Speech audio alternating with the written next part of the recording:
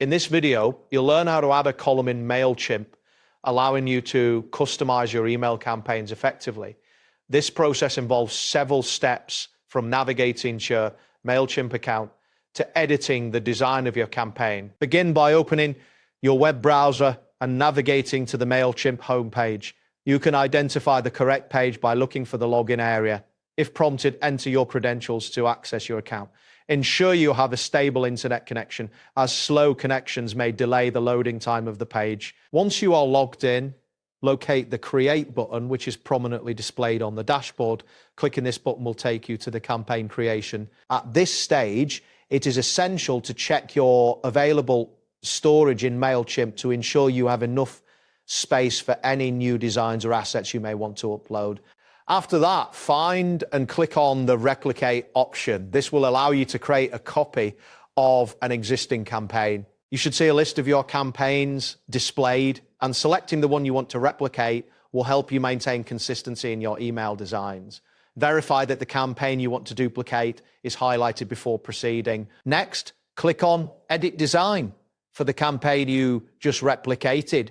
This action will direct you to the email editor interface. Here, you can make various adjustments to your email layout. It is important to familiarize yourself with this layout, as it contains all the tools necessary for customizing your email. Once the email editor is open, look for the blank columns option.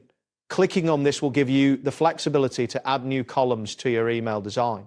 After selecting blank columns, you will see different column layouts appear on your screen, providing you with options to choose from. Now, click on the column layout labeled To and drag it to the center of your email design.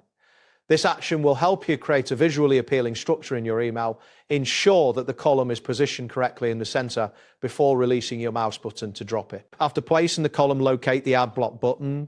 Clicking this will allow you to insert various content blocks into your newly created column.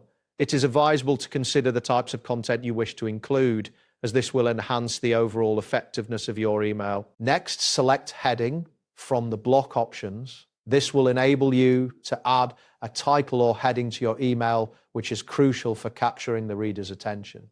Ensure that the heading is distinct and relevant to the content that follows. Finally, click on Paragraph to add body text beneath your heading. This text will provide additional information and context for your readers. Be mindful of your content's clarity and relevance, as this will impact reader engagement. That wraps up today's guide. Thanks for watching, and catch you in the next viewing.